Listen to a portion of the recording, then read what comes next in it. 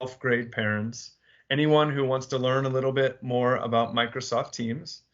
Um, like I said, we are going to record this for everyone so that the folks that missed it, if they want an additional training session, they're able to get on and see what they missed. Tomorrow night we have our K through 6 parent meeting. And the reason why we split it up is because when you do this live team session, at the most you get 300 folks. So we weren't sure how many people we were going to get. So we split it up. So we got 300 and 300, but it looks like maybe we could have done both in the same night, considering we only have 60 some total, but that's okay. We're happy. It'll be a little bit, both trainings will be a little bit geared towards the elementary and the high school. So we have a lot of our power trainers here tonight. They're high school teachers. And we have Mr. Hart, who teaches everything. But I want to start with gratitude. Those that know me know I like to start meetings with gratitude. I want to thank all of our teachers that are doing these trainings. For those that don't know, these folks we have 16 some trainings this entire week that our teachers have stepped up, and they're doing trainings for each other, trainings for on mental health and teams and all sorts of other things.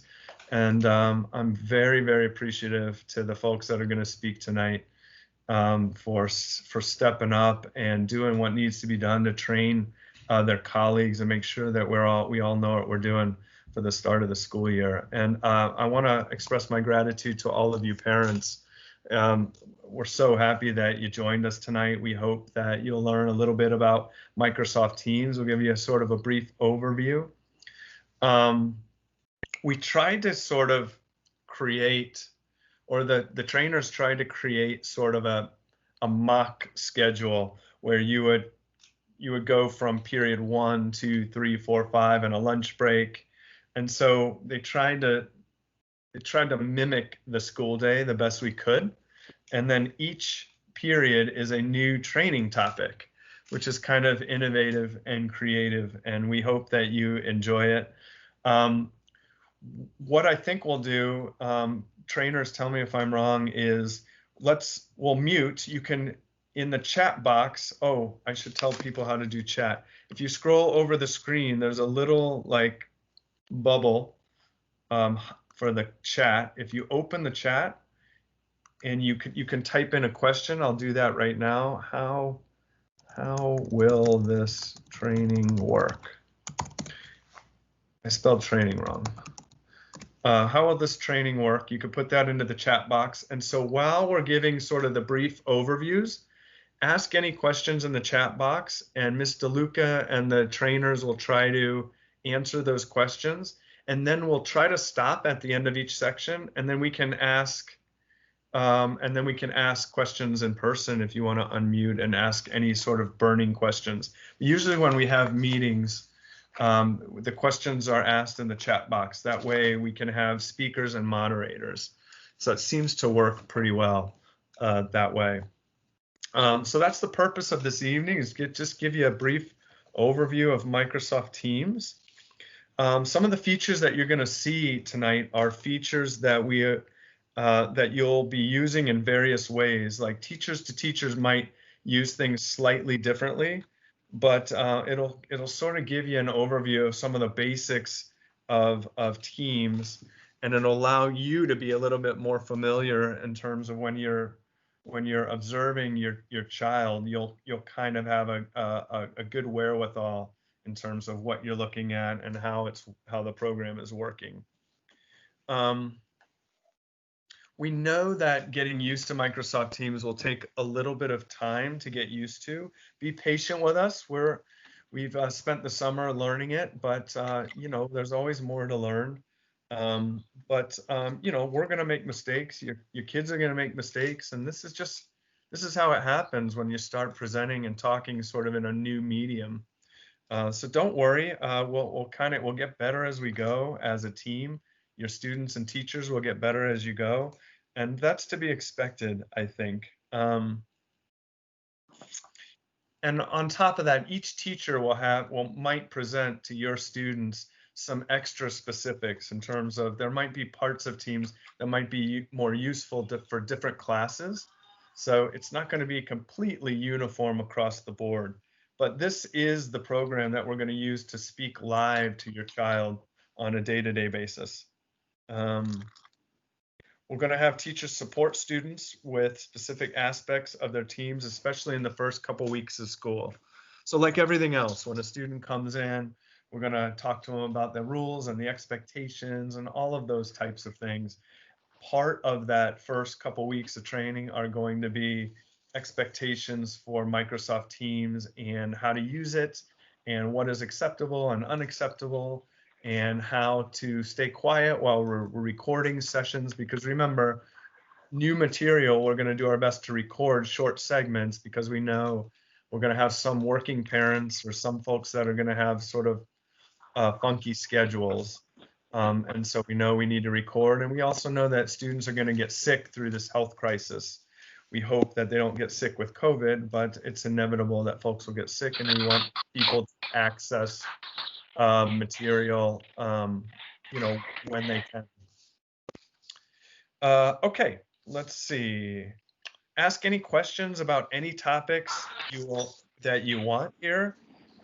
This training is for you, so ask questions. Let us know what you're thinking, and we'll be happy to answer any questions. And then at the end of this, Mr. Luca has put together a nice Microsoft form, which is a little survey we're going to ask you to complete. And then if people need additional trainings or additional support, we'll use that data to inform our decision making and provide additional experiences for you or your children. And lastly, as we spoke, tonight's session will be recorded and available if things are moving too quickly tonight. So we'll give you an opportunity, like I said, to ask some extra questions or provide topics for additional resources.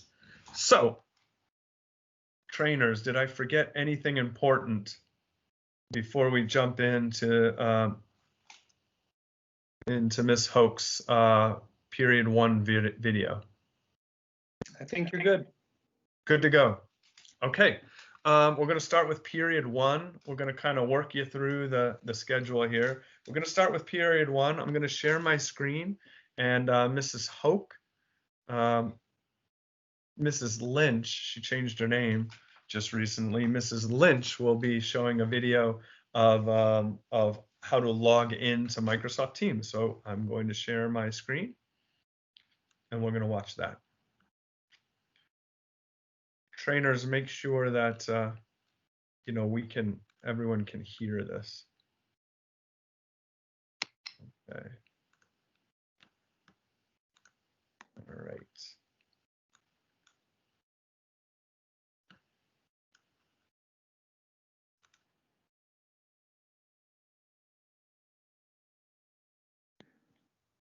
Right now, Dr. English, we cannot hear that. When you are in your share, when you go back to your initial share screen, you have to click the add audio.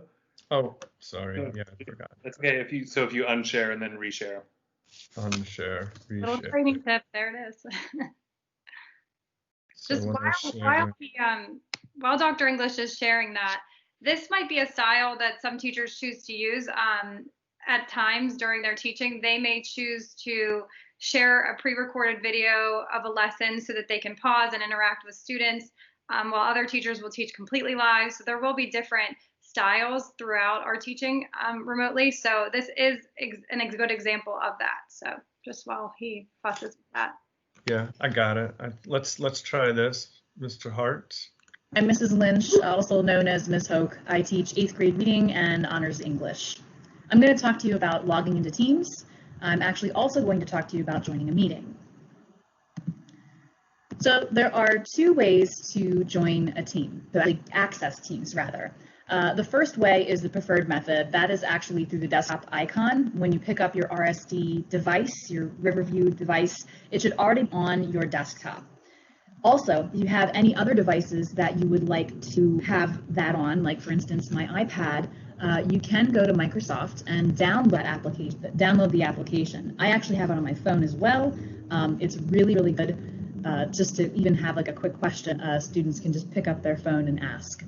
So when students go, they just double click. All they have to do is sign in one time, ever double click, and then immediately see their classes. You do have the ability to sign out of Teams, the app, in case you have a shared device, and that would just be a little icon in the corner. You just look at your name and pull it down to sign out. The second method is actually going through the RSD website, which I'm going to show you. There's a couple different steps. You go to the Riverview website, you click the Resources tab, and you page down all these items until you see Office 365, and then you can sign into your account using the username and password. It would be your email address. So it would be like their ID number at students.rsd, and then they would sign in. I'm doing this so you can see what this looks like. Again, there's a couple of steps. So again, the top app would definitely be preferred. If you forget your laptop, this is the other method that all of the icons are up here, and Teams is one of them. So if you click that, you can open it web.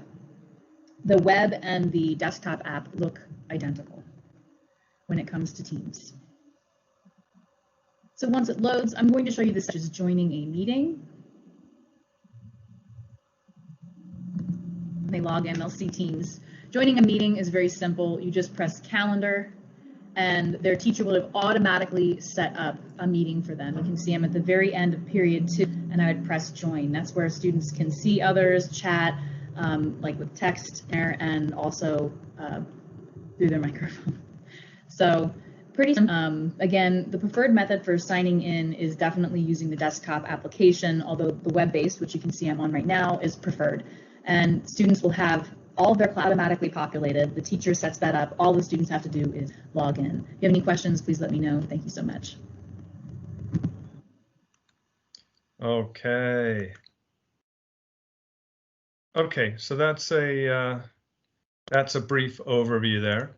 Sorry for the feedback. Sometimes when we put videos on Microsoft Teams, there is a slight bit of feedback, but fortunately we can kind of hear what she had to say. That's your basic login. There'll be multiple ways to log in. Like I said, like she said, downloading the app is the best way to do it. You can use the app from any mobile device, any other device, and you can also go in through the district website in order to log in. Fairly simple, easy to do. Is there any one of our trainers have any logging in additional information that they want to tell parents before we go into the next period? If I can address Mrs. Dietrich's question, you said so they will not have to go into the calendar. No, I believe the general consensus is that is the preferred way, is that they always check their calendar each day, see what their class schedule looks like, and I personally think that's the easiest way to join each class. I could be wrong. I don't know if any of my colleagues have other thoughts on that. I agree, because they'll be able to see their whole day schedule and then click join when they're ready for that particular class period. I agree as well, and I'll show a little bit of that when we get into period 2. Any other sort of caption capability within Teams? Yes. Okay, let's start. Oh, one last thing. We have sort of this time planned out just to kind of like work you through the periods, but we might go a little faster. We might go a little slower if people have a bunch of extra questions. So just keep in mind the times and the periods are sort of general guidelines. So let's hop into period 2 here. Dr. English? Yes. Yes, Bob Lindeman, sorry. There was a question from Paula Tomlinson. The feedback shouldn't happen when the teachers are live. Correct.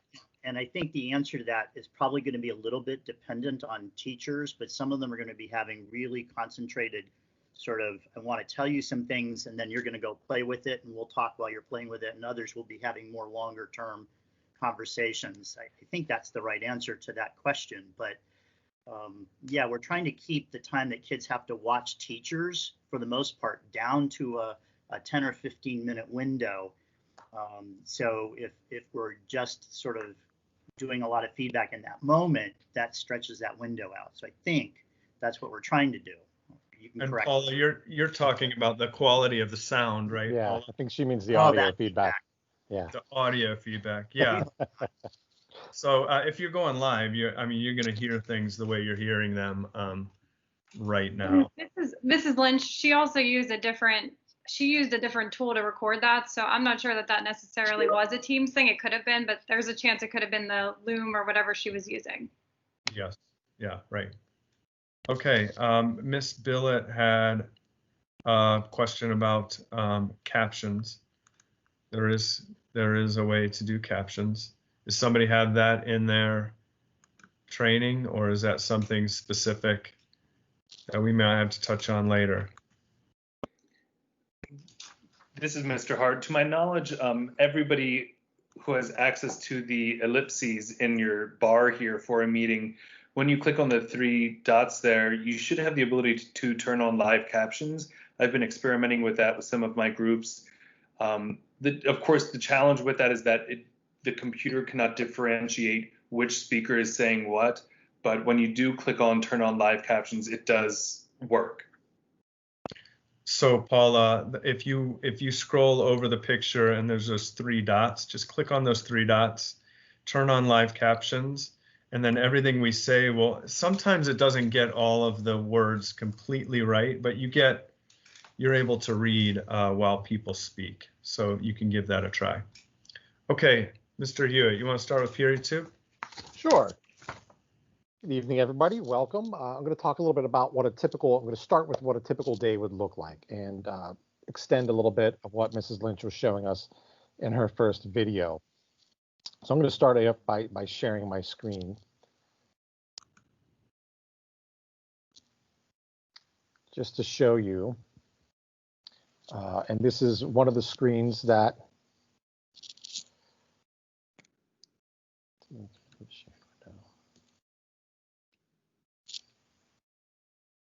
Can everyone see my screen? Not yet.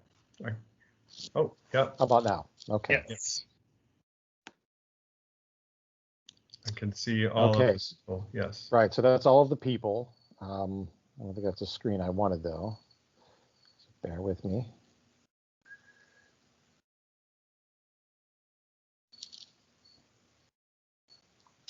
There we go. So as you saw in Mrs. Lynch's video, when she first logged into Teams, you open up to this page. So when the students log in, this is where they will see all the teams that they're a member of. So instead of seeing the RSD administration STEAM team, they're going to see first period English, second period math, third period science, and their classes will be across here.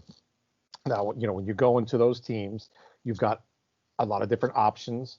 There's a pretty good chance that you're going to have along the left-hand side over here, different what they call channels. The different aspects of the class will be over here, different materials from the class, and things across the top on these tabs here will be different for each class. The question that came up earlier about the calendar, and when the students log in, this will be populated with the meetings that were set up for the live sessions. So they will see, first period, second period, third period, and this will be the easiest place. You can click on it, and then in the top right-hand corner, you'll see join. This is honestly the easiest way for them to join a live session. Now, when it's time for them to, leave the session, back here on the window that we're all currently on, in the top right-hand side would be the leave. When the period is over, when the class is over, or when the live portion of that class is over, they would click there to leave the class. Now, I wanted to point out that Microsoft has been continually giving us upgrades on Teams. So the screen that I'm seeing, that you're seeing of mine right now, might be a little bit different than yours. You might have this toolbar across the top as an actual floating bar, sort of down here in the middle. That will go away eventually as the upgrades come through. The actual meeting window that we're in right now will be a separate window. And then the Teams homepage, where all of your teams are housed, will be in a different window. So if students would need to, teacher said, okay, let's go here and let's look at this resource, let's look at this document, you'll be able to do that easily to switch back and forth between the windows. So on a typical day, the student, 7:40, time to log in, open up your Teams, go to your first period class, and join the meeting. Teacher will give directions on what's going to happen for that day. You want your camera on and muted when you enter. The camera may or may not be on for the entire time. The main reason that the camera's on, at least to start, is so the teachers can take roll. They'll be taking roll for each class. Depending on what that class is going to be and the level of interaction, students may unmute, as Dr. English and some of the other presenters pointed out across the top here. The top right of your screen, you've got the mute button. You can turn your camera off. We'll get to the raise your hand feature. We saw the conversation, and you could show the participants. This is where at some point, the teacher may come here and mute everybody in the class for when it comes time to record part of the session. And I know previously there were a lot of questions about the recording, a lot of concerns, and I'm here to sort of make you feel a little bit better with that. When the teacher is ready to record, students will be muted.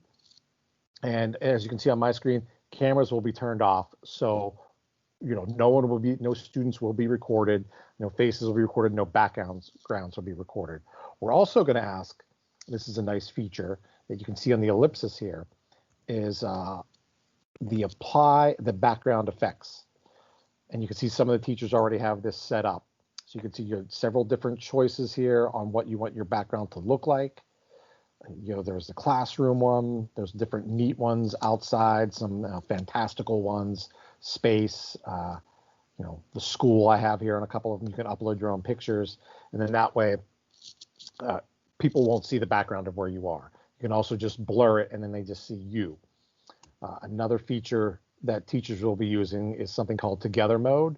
This is one of the newer features, and it literally puts everybody into a desk. We can all see that. And then you can even do some fun things here, maybe.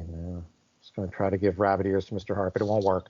But this makes it another way where the students won't be distracted by other people's backgrounds, and it puts sort of everyone into a desk. So this is a really neat feature that is a newer feature.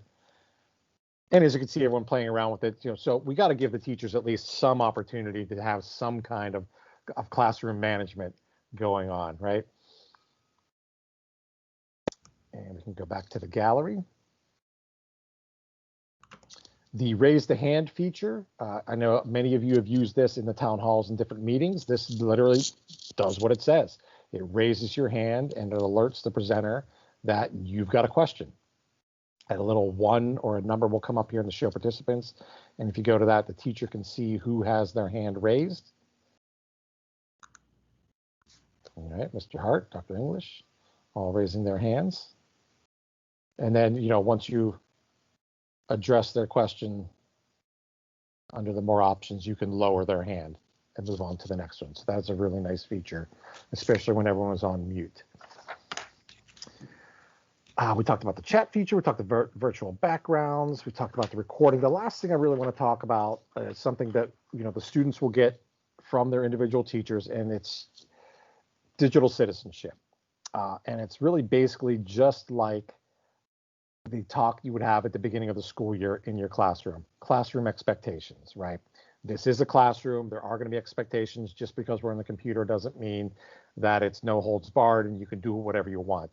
So many students have been getting some digital citizenship classes with Mrs. Madden in the library. It's part of the Common Sense Media thing that we do, but we'll review them again. And we're talking just about simple things about being polite. Don't interrupt when somebody else is talking, be respectful and nice in the chat room, especially because if you put something in the chat room, it's not going away. It's not like you're in the classroom and you can make a snide comment and get away with it. So be respectful in the classroom, be respectful of other people and, their business. The materials that you create online are your property. So documents that you create, for class are other people's property. Don't deface them if it's some kind of shared document, things along those lines. Be careful of your own private information. And these are things that we teach students in general, just to be safe online in general. Don't share passwords. Don't share personal information. Now, we are going to be in a safe space where it's only going to be students from our building in here, but we're still going to stress, those kinds of topics on being safe online, being kind to each other, being respectful, and being helpful. We're going to have a lot of students that I think are going to have a lot more skill with something like that. And from what I've seen of our students over the last decade being here at Riverview, is a lot of students are great with helping out other students, and we're going to, help each other along as we're doing all of this. So those are some of the things that the teachers will go over as classes start. So you'll go through a class, and like I mentioned earlier, the class will end. They'll click on the leave button in the top, and you'll have a few minutes before they have to log into their next class. That is it for my portion of the presentation. Are there any questions on anything?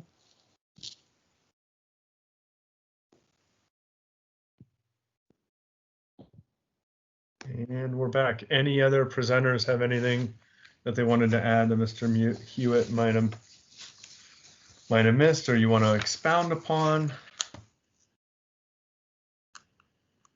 And just a reminder to our parents that feel free to raise your hand if you have a question, or feel free to unmute yourself and have your voice heard in real time.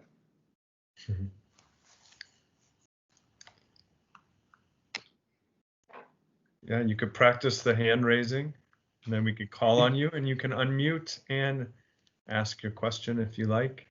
Let us know if you want to do that. We'll kind of practice as we go here. With no questions, let's move on to period 3. Mr. Hart. Mrs. Billett, I just saw that you don't have the hand raising feature. That does seem to be something that has popped up occasionally. So that is, and I think sometimes it depends on which version of Teams you have. So if you do not have the hand raising ability, you can at least, again, if I were a student, if you can't raise your hand to ask a question, all you have to do is simply type it in the chat box, and it can be seen there. And the chat box is always functional no matter what.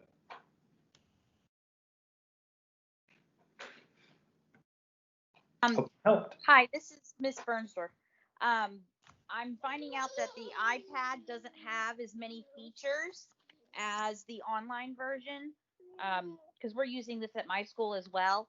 But just to let you know that a lot of the iPad version does not have all the same features as the online. As the one on the computer. Yeah, and you might be able to also, Amanda, you might be able to, if you go in through the internet and you actually go into your in your Office 365 account, I believe, and Rochelle, Miss Poth, maybe tell me if I'm wrong here, but if you go in through the computer on the web or through the internet and go through our district website, you should be able to have access to the full program, and perhaps that full program is going to have 100% of those features. Okay, Miss Post said I'm right. She would know. Okay. Awesome. Thank you. Yeah. So just go in through Office 365, find the icon there, and that will be the full version. The app is really good to use. I use it all the time. Like if I'm driving in the car and there's a meeting, I can bring that up. I can send it through the car, and I can participate, while I'm driving or while I'm like on the go or walking the dog. Or obviously kids aren't going to be outside walking their dog. We're hoping they'll be in front of their computer, but there's a lot of reasons why you would want to use the app or your phone for sure. All right, Mr. Hart, you ready to rock? Yes, sir. Yes, sir. I'm going to share my screen here, hopefully. And at this point, you should be able to see my screen. Is that correct? Yes. And you see a variety of different teams. So I've created a set of teams of what most students would be seeing. So again, you see English, algebra, earth science, history, STEAM, concert choir. You should join that. Phys ed and art. One of the most important things to know is that, first of all, as these get added to your child's list, they can shuffle them to be in whatever order they need, so that if they want period 1, 2, 3, 4, they will be there, and they can put them in whatever order they need. I think so. Each of these, as you may or may not know, is called a team, and again, that has a separate class essentially that your teacher is in, and as well as the students, one of the most important things that a lot of people don't know is if it's bold, there's something in that team your student needs to see that they have not seen. So for example, here, when I go into my English team, which you can see, it's bold, so I have something I've missed.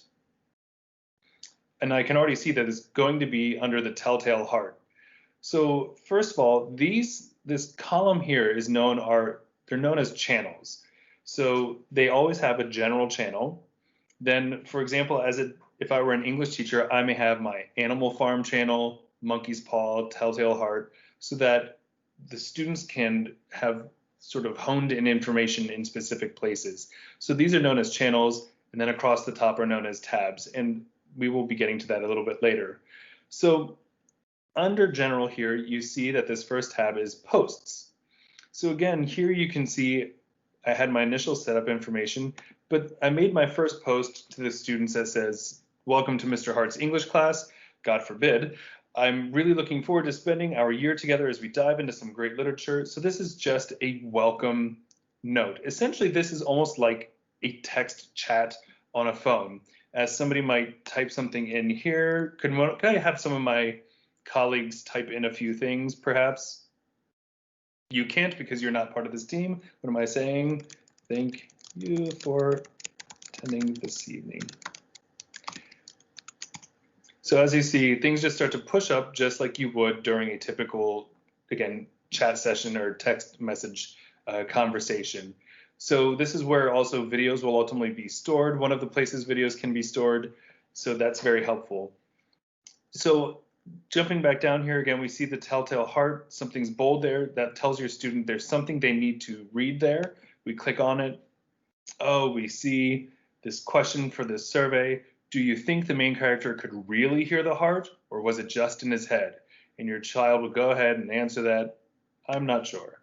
And that sends the response to the teacher. So there's lots of different ways that we can use the teams. Again, it sort of serves as a glossary or an index of the content that will be covered in a class. And again, the post is simply a general means of communicating within each channel of a team.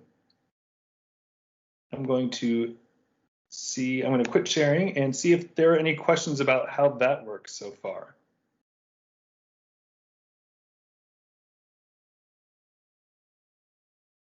All right, so that covers your channels and your posts. Well done. Any questions, parents? Any questions? No questions? Anyone want to raise their hand? Please raise their hand as we continue. Let's move on to the next period. Hello. I am going to talk about the assignments that your students could see or where they could find their assignments. So I am going to share my screen. And let me know if you do not see my screen.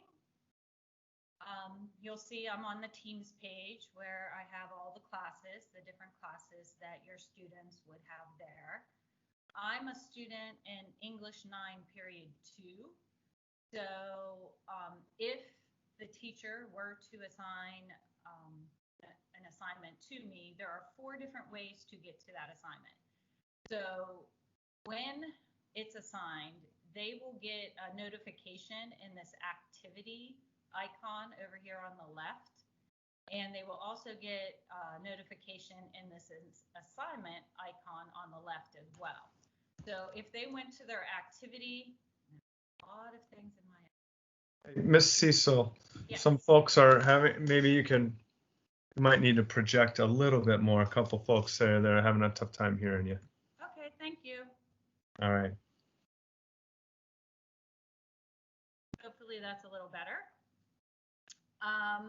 Okay, so if you go to your activity feed, if there was a new assignment, and I'm trying to find it, so right here was an assignment for my English 9 period 2.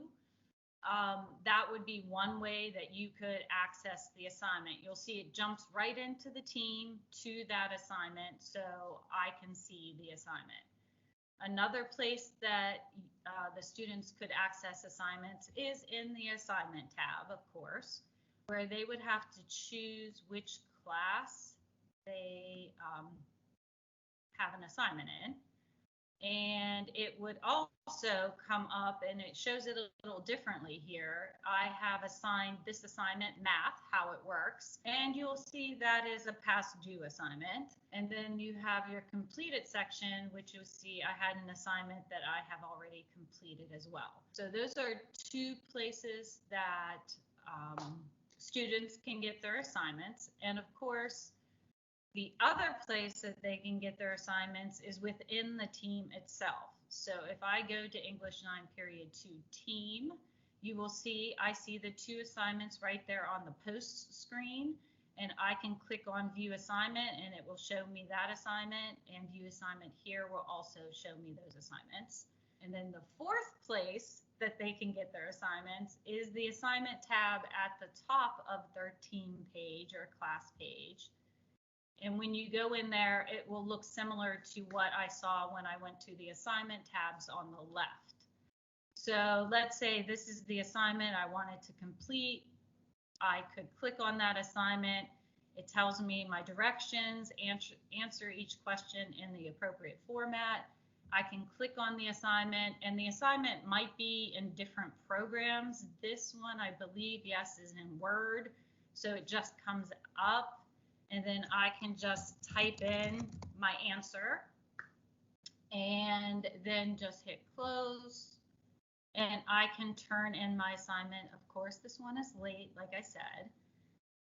And if for some reason I wanted to go back and change something, I can undo the turn in. When the assignment is on time, they usually have a little celebration emoji that comes up and celebrates that you actually finished your assignment. So if I go back here, you'll see I don't have any assignments, and I can go down to my completed assignments, and I can look at this assignment, which I had already turned in before, and you'll see that I got feedback from my teacher. They said, "Great job, Kathy. I am happy to see you excited to be back at school." Me too. And I got 10 out of 10 points on it. So that's something similar to what students would see. They will definitely get feedback from each teacher, and they will see the number of points. Another place to see how you're doing on assignments is this grade tab at the top. If I'm the student, I can see when these assignments were due. I can see what assignments were assigned to me. Was it returned to me? When I handed it in, and of course, how many points I got for each thing. So that's, every student should be able to see that. So I'm going to come back here. Stop sharing my screen. Oh no, let's see, is there questions? It doesn't. There was a question about if you save an assignment, can you save it and then turn it in later? Yes, you can definitely do that. The assignment won't be handed in until you click on that turn in up here.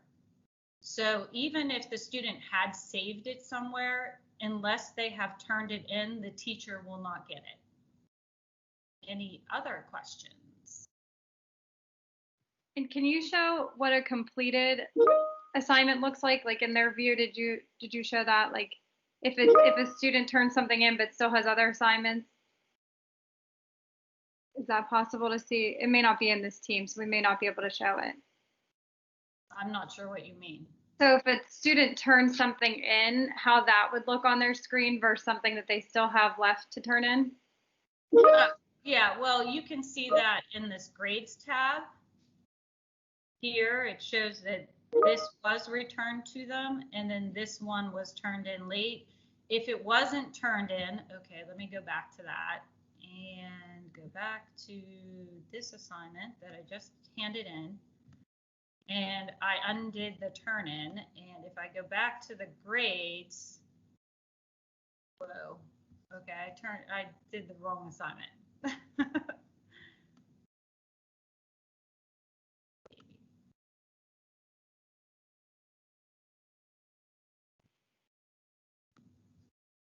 While you do that, I can talk a little bit about feedback. So there are a couple ways the teachers can provide feedback. There's actually a feedback button. They can type something. If it's a quiz, they could type on each individual question and write feedback for students.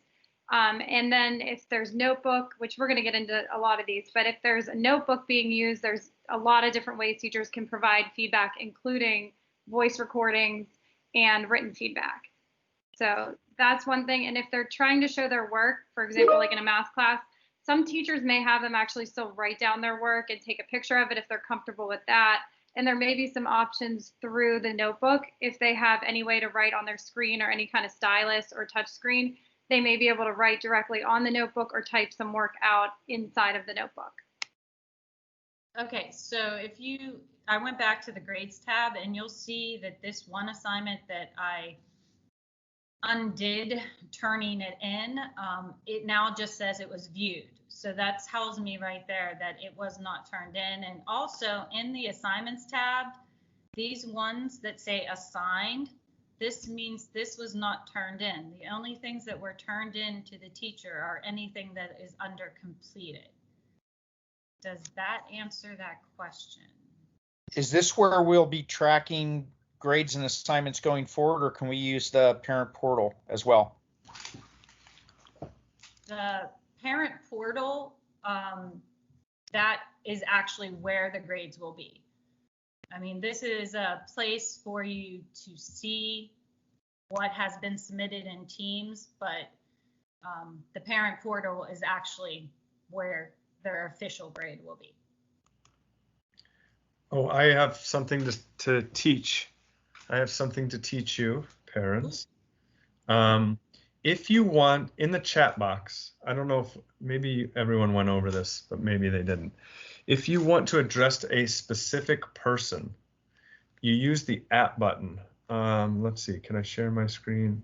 Well, I'm just going to type it in. You use the at button, and then you type in the person's name. So I'm gonna go SUZ, and it will auto-populate in Suzanne Gardner, and that will tag her, and then she'll know that I'm answering her specifically. Great job on the presentation. This is how you use the chat features, so that when you have a whole bunch of people, a whole class chatting, sometimes you want to address one specific question, like all the parents are giving specific questions. If I just press at and the parent's name, then it will tag you specifically to let you know that I'm answering your question specifically. So if you want to, you could practice that in the chat while we continue to train here. It's just like a group text, yes. Any other questions for Ms. Cecil on assignments? They asked if there's one other question, Ms. Cecil. They asked if there's one place where they could see all their assignments from all the classes in one spot. I guess you could go to the activity button to kind of see all those things posted, maybe. But in order to see all the assignments for that one class, you'd have to go into that class team, correct? Correct. I don't think you can see all the assignments for all your classes in one place. It's individual by team. I agree. Also, parents, this is Mr. Hart. Please know that because the chat thread is sort of flying fast and furious, if we don't answer your question, that is simply probably because it is moving so quickly. So please, if you need to re-ask, please feel free to re-ask your question.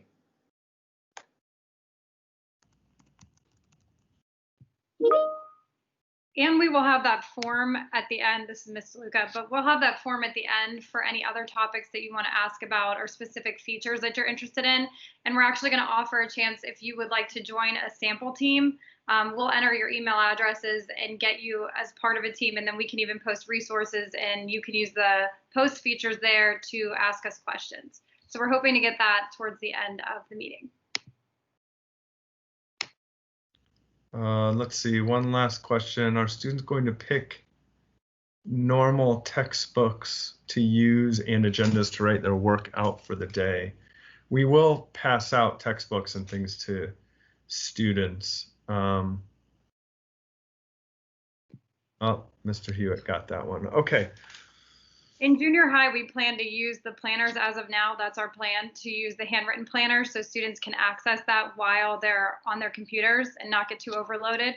If they don't want to use the planners, we've talked about we prefer that, but we've even talked about using a notebook just to track their assignments. And we're going to go through that with them, but we plan to use the planners as soon as we can get them to the students.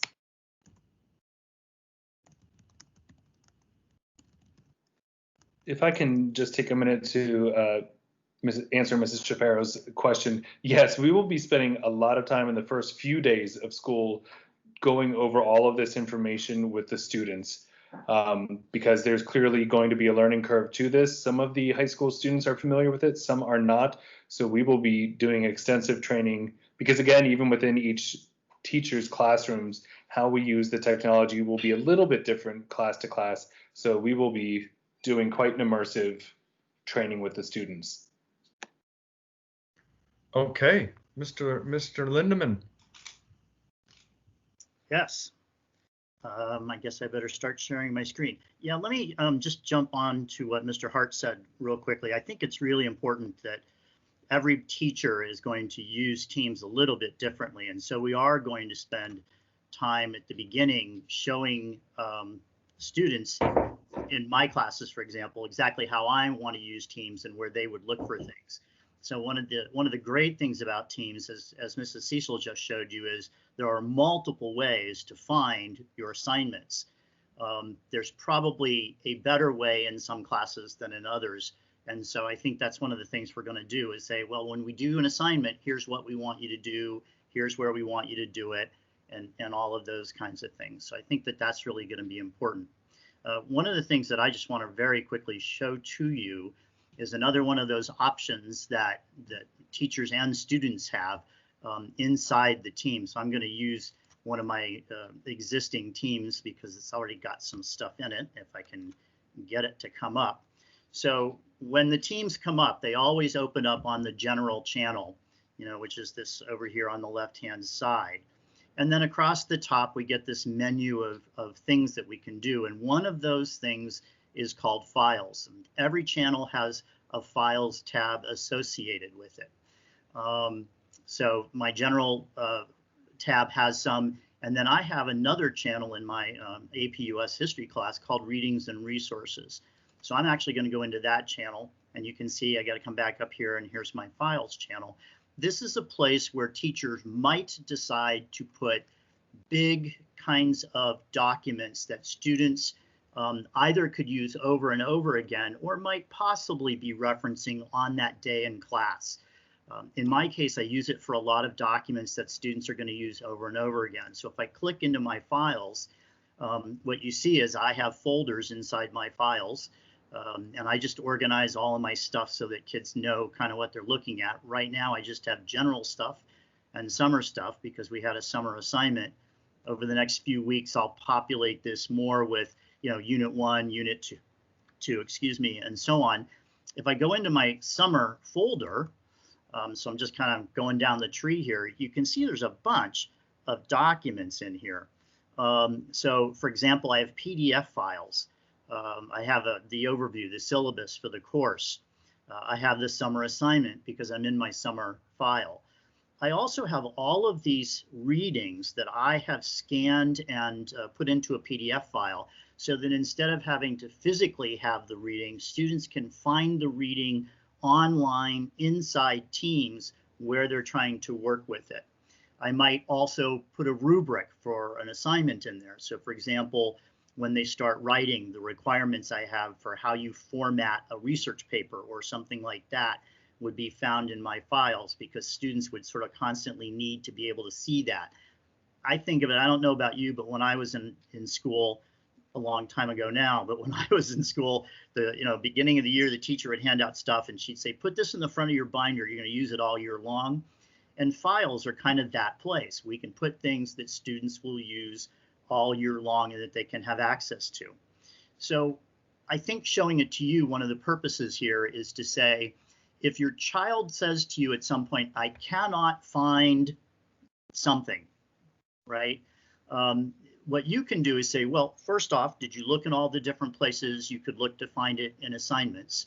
And then secondly, did you look in the files tabs? Because maybe it's in there. And that can be a way just to know that there's a bunch of different places where we can put stuff, I think is helpful for you in helping your child to go forward. There are some other things you can do here. One of them is that your child can, if they want to work on a project, oops, there we go, they can go to this new tab at the top and they can click on it, and here inside Teams, inside the files, they can create, without going to a separate program, a Word document, an Excel workbook, a PowerPoint, whatever. They can not only create that, but other students can go in and see it, and they can collaborate on it, they can talk about it, other people can edit it and play with it. They can save something in there if they want me to review a research paper draft or something like that. They could potentially put it in there and I could get to it and see it and mark it up and comment on it and all of that kind of stuff. They can upload things that they want to share into that space. They can download stuff. So for example, again, if you didn't want to read the first unit of our history textbook online necessarily, you could download that whole thing. I usually say, look, it's in the cloud and it's not using up your desktop. Why do that? But they could do that, particularly if they wanted to do something with it. So files is just a place that some teachers will use more than others probably, but it's also a place that you can suggest. If you can't find something, try looking in files. And I think particularly for most teachers, it'll be big stuff like, here's the syllabus, here are the rules, here's how to format the paper, here's the reading, and stuff like that. Are there any questions about any of that? Okay, it looks like Yeah, go if ahead. a student creates a new file Mm-hmm. from the Files tab, is it always able to be viewed by anyone in the class? Yes. It's not private to the student in that case. We have a place where students can create files that are private, but it's not here. So stuff in here would be viewable by other people. So it would be a place for collaboration more than private communication or private work. How would you exchange private work? I would probably do it in Notebook, which Ms. Gardner is going to explain in a little bit. But you could also email it, right? You could also email it. You can attach it in a, you can do a chat where you call out, at Mr. Lindeman, and I think that chat would just come to me and I could get it from there. You can attach things there. I think, most teachers are probably email people. We're still in that generation. So that's probably the easiest way to do it. But there are a number. The great thing about Teams is there's lots of ways to do things. The difficult thing about Teams is there's lots of ways to do things. So that's why we're going to spend some time at the beginning teaching the kids, here's how we're going to try to do this so that it makes sense to them. If I may, this is Mr. Hart. Again, the other option is that if a teacher may collect something through assignments, and anything that's done through assignments is confidential. So again, like Mr. Lindeman said, anything that would be shared into files would be sort of collaborative, communal communication and work. Good. Yeah. So anything in assignments is private. Okay. Thank you, Mr. Lindeman. We have a brief lunch overview. Mr. Hewitt.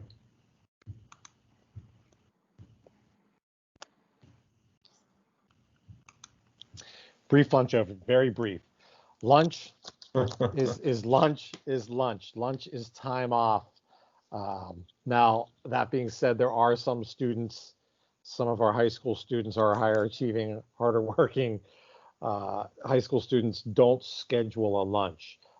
That being said, we were working on a schedule today that I will roll out. I mentioned earlier, we're going to be sending home a packet of things later this week, and one of those will be I believe we're going to send a modified bell schedule we're working on. We're working on a little bit more time in between classes to give people a little bit of a break and a breather before they head on to their next class. And we're also going to build in a 15-minute break in the middle of the day where you're off the computer, teachers are off the computer, kids are off the computer to give them a little bit of rest.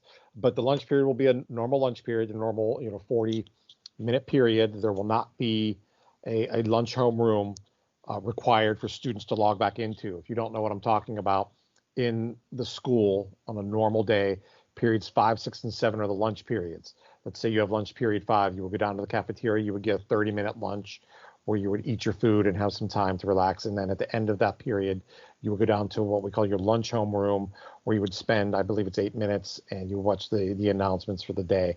We're not going to have that in the online version. We want the kids to have the entire lunch period to have because, first off, there's no cafeteria. You're not going to go stand in line and get a ready-made meal put in front of you.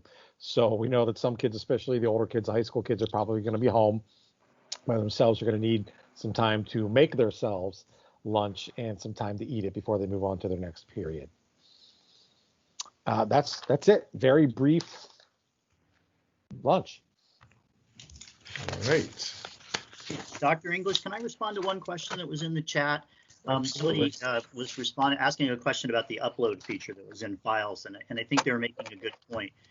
They said in the spring, sometimes uploads from students could be viewed by all students. So again, one of the things that happens with Teams is there's lots of places to do things. So you can upload files into that file section, but then everybody can see it. And that certainly can be an issue.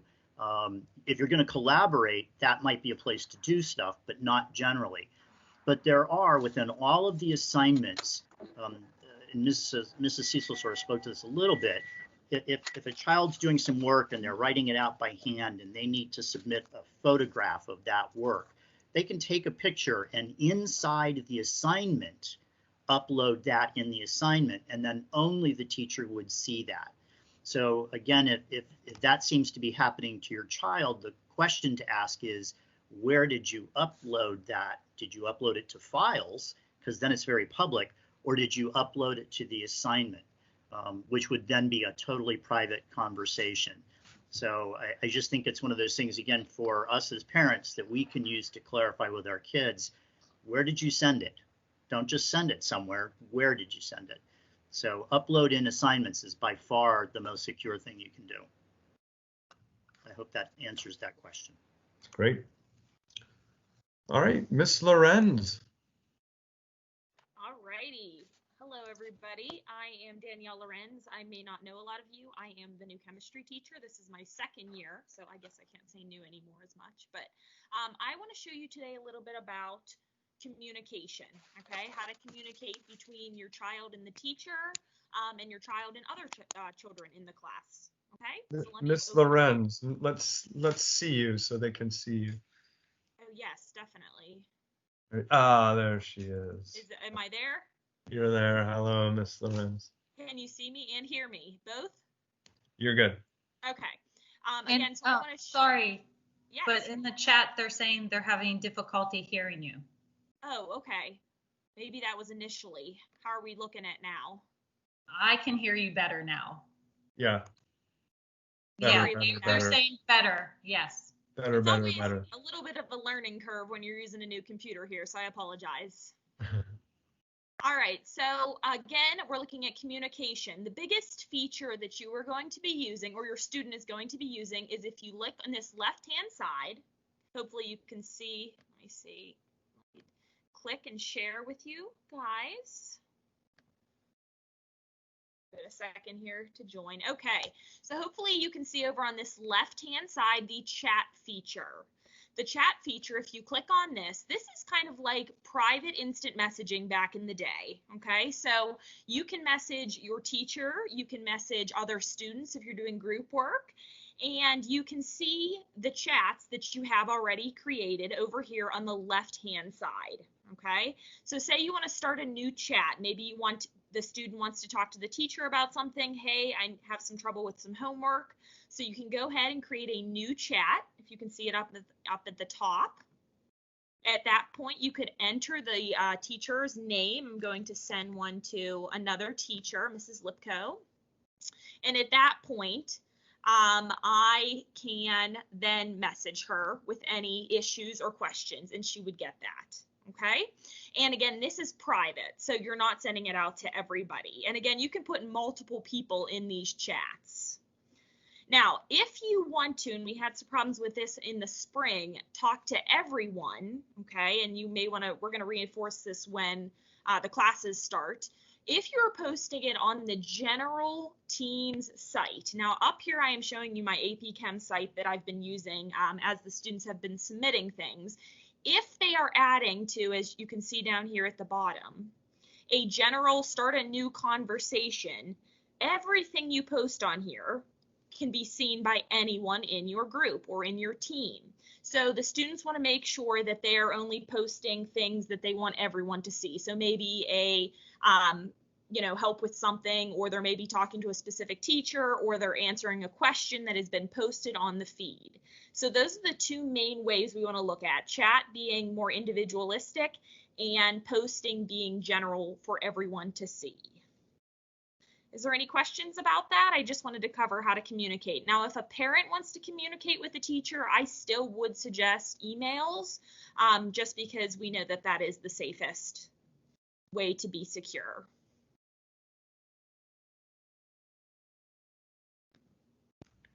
Any communication questions? Somebody asked about this, Miss Tomlinson. Yes. You log in at 7:35, enter Teams, click on first period. At 7:40, join the meeting, and then you're in the meeting. Now, listen, it may be different for different classes. So say that, I don't know, I'll give you an example. You do a 10-minute mini lesson, you record that lesson, and maybe you have a discussion. So during that day, you're going to have a live session for a longer period of time where you're going to have a discussion and people are going to be talking or raising their hand, and there might be a discussion. Some days they might have something to work to do. So you say, okay, the assignments and teams, take a look at this, do your work. I'm going to keep the chat box open. So different periods are sort of it's going to be similar to a regular school day where teachers' lessons will vary depending on content, depending on what they're doing each day, I would say. But yes, Ms. Tomlinson, you'll leave towards the end of the period. The teacher might say, all right, you have 10 minutes after you do your work. You can log off a little bit early, take a break, make sure you log on. Make sure you go into your calendar and log on to your next class. So in the calendar, they'll see all of their classes in a row. So just join the next class. And Mr. Hewitt can correct me if I'm wrong, but we are going to be teaching the students the bell schedule, how to do certain features with Teams, how the days are going to look. I don't think on day one we're going to expect them to log in at 7:35 and be ready to do everything as we expect. So it's going to be a slow rollout as far as I understand, and students will have time to get acclimated to this new style of teaching. Correct, because we still have several students that do not have devices, so we need to get those devices and the textbooks and everything. That will be on the first couple of days of school. And as I mentioned, we will be mailing out that information later this week. All right, Ms. Gardner, you ready? I am ready. Okay, so I am going to talk about class notebooks. So I'll start by saying that although all teachers are going to be using Teams, not every teacher will choose to use the notebook. There are, I think, a lot of teachers that you may see using it, especially at the senior high school. It's really nice for organization. So I'm going to show you what that looks like and how your students would access it if the teacher is going to use that in a class. So I'm going to share my screen.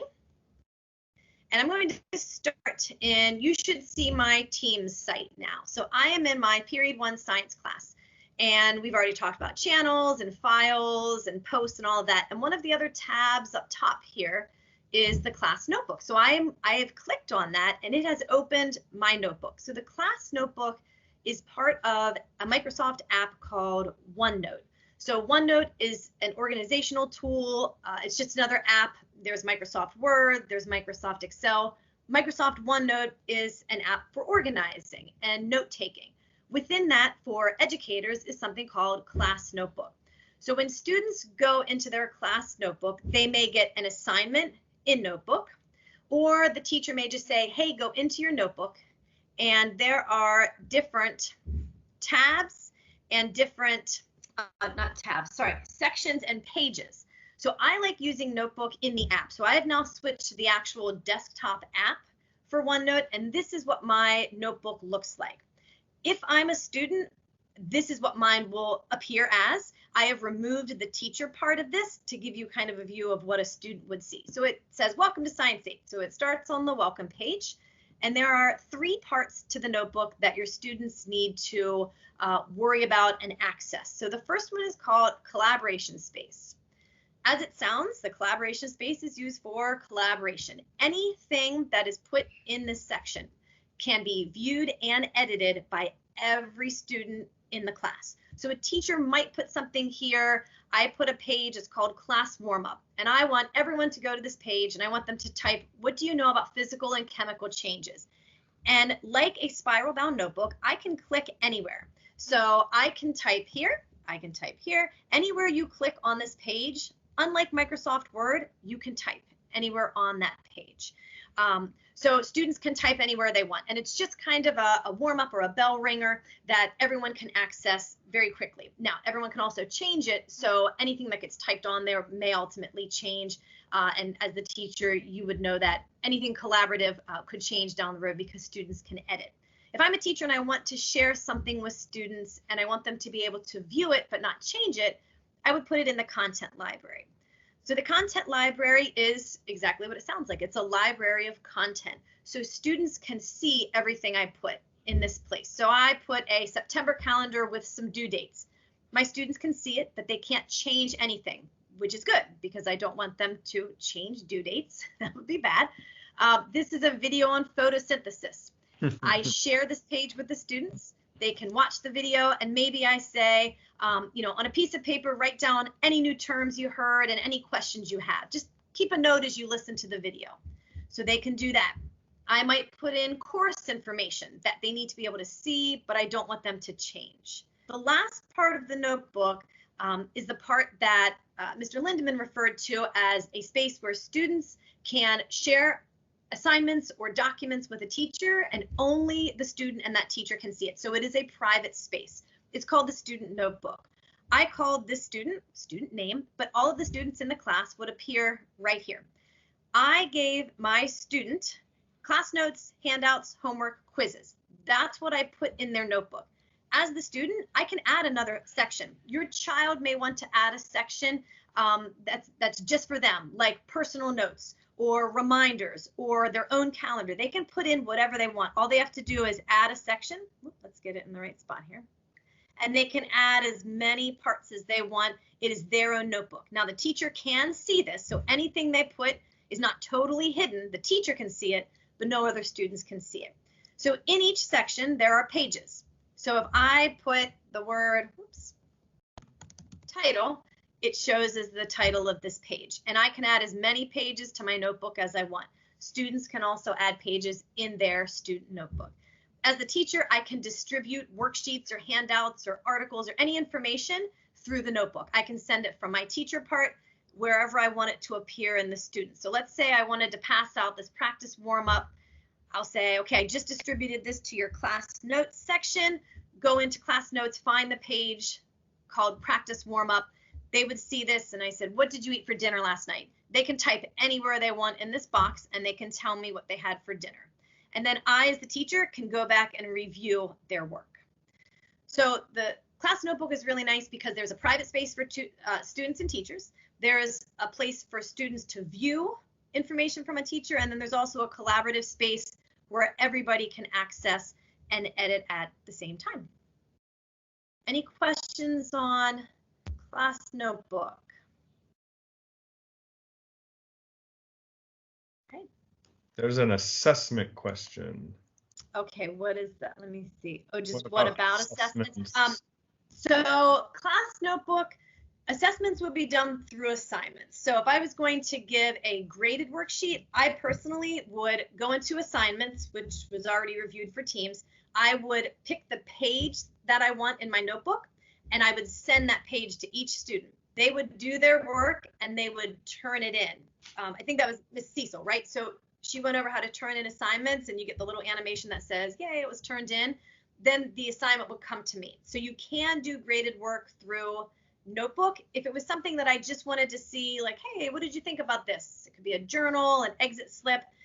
There's a way in Notebook for me to review all of that work, and it will pull all of those together, and I can see what students have answered, have written, have thought, and I could assign points to that, but formal grades will probably be done through assignments, if that makes sense. You can also create surveys and forms and things like that for students to Yeah, complete. you can attach. You can attach those things as well.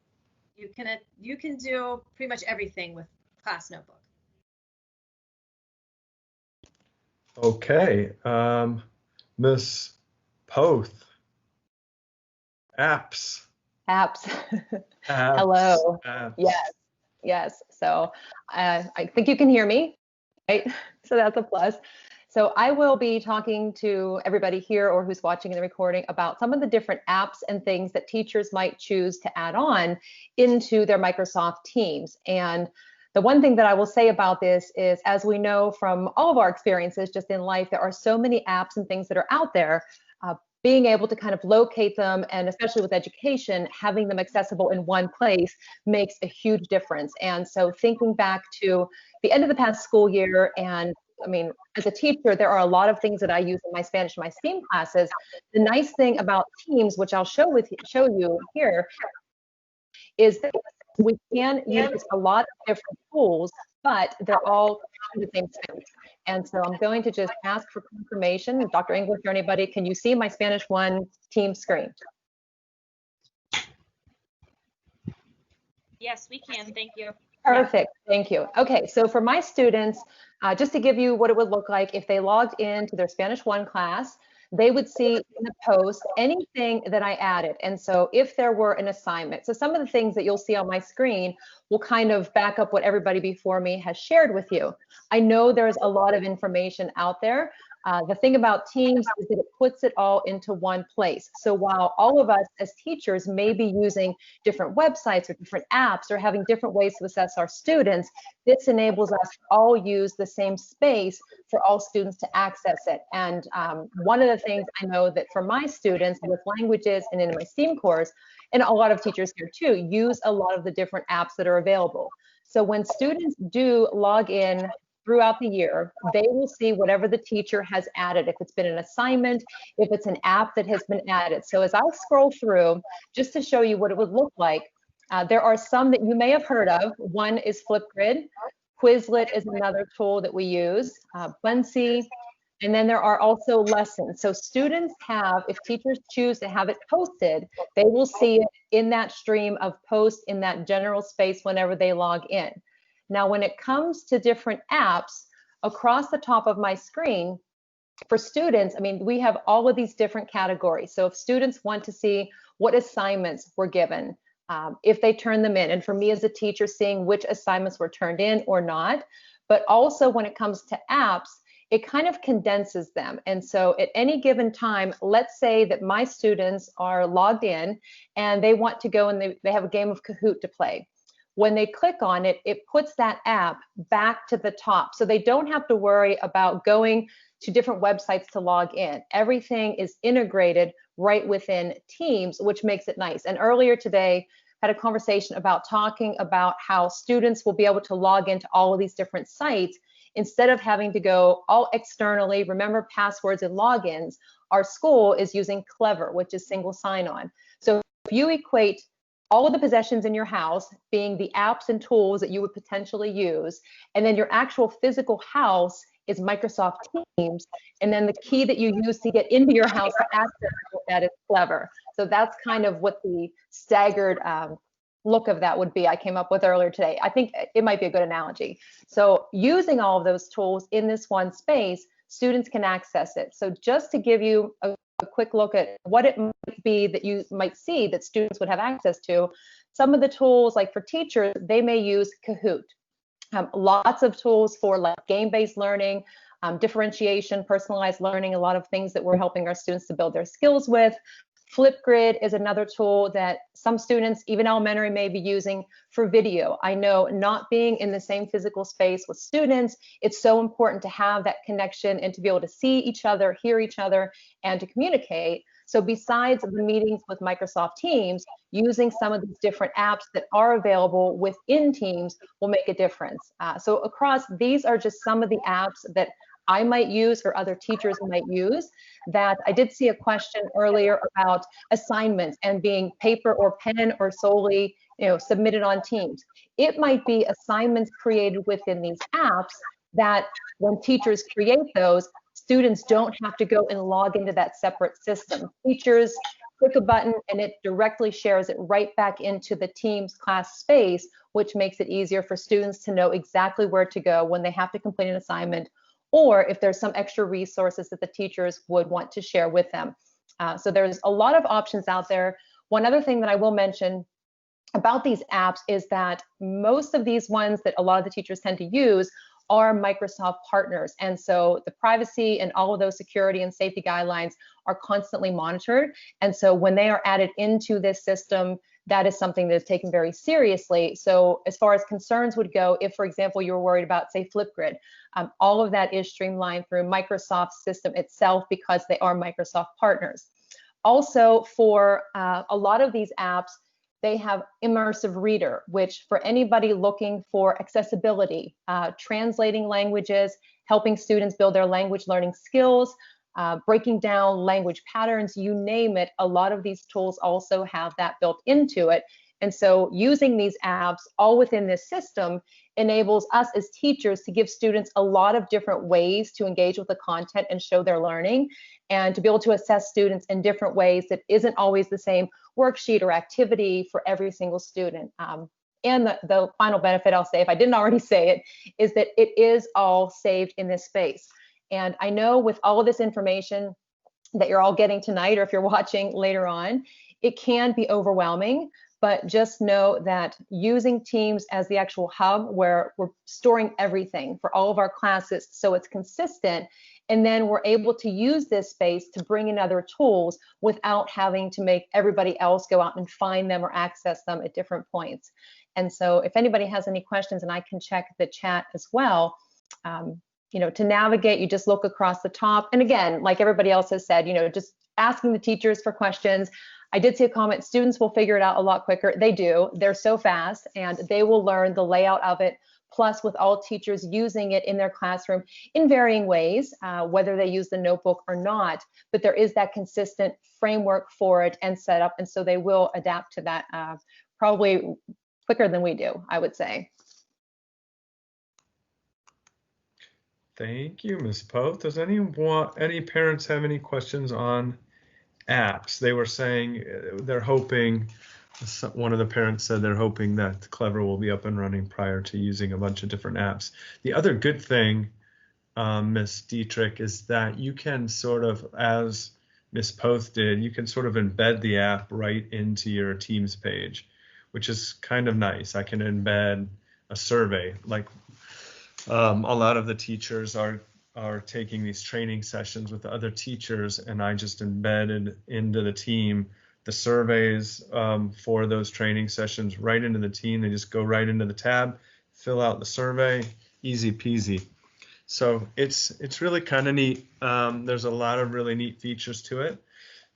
Don't worry and don't freak out if at the end of this, all of this things happening, like, oh my gosh, I'm not going to remember this. It's okay. It takes a little bit of time. The more you mess with it, the easier it gets. And I think it's a very user-friendly environment. This is what we use to communicate with each other. This is what we use as a part of the staff. And this is how we share information. And it's been a really great tool, especially since March. Since we shut down in March, we needed a way to communicate with each other. And this is how we've been doing so. And so we think it's a good tool. It'll get better as they go. Please be patient with your teachers as well. You know, they've put in a ton of time training, but, you know, we're all learners. Your teachers are lead learners. So, you know, be patient, encourage your kids to be patient, and then this will get better as they go. I think we're excited for the start of the year. I don't want you to think just because, you know, this isn't an ideal situation when we're starting with kids in front of us the way we always will, which is or the way we always did, which is what we're all used to, and which we would all prefer. We're still very excited about the start of the school year. We've learned a lot. We're eager to get in front of the students and get going and make the most out of this sort of atypical, challenging health crisis late in year. So we're gonna keep plugging away here. We're gonna keep working with you. If you need additional resources, definitely tell us. Miss DeLuca, where's that?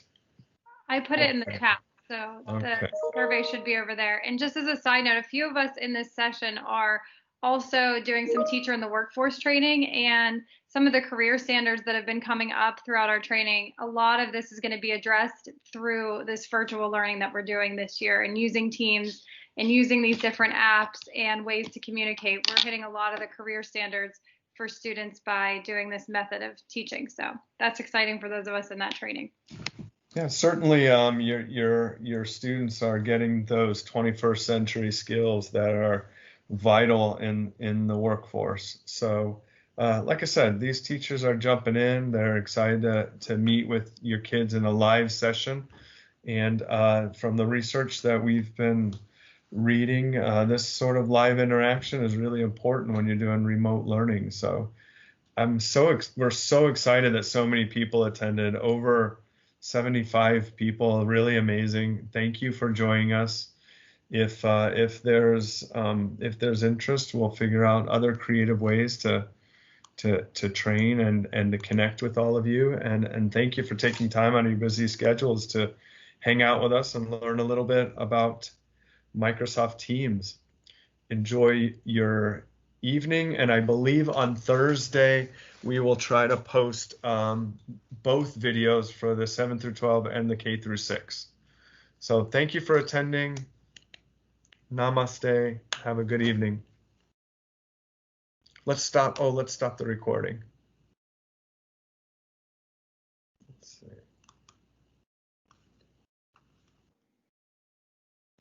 By all means, if you feel the need to stick on and ask questions, we are certainly here to do that for you. So thank you all very much. Who has control of that recording? Is it me? Let's see. I think it's me.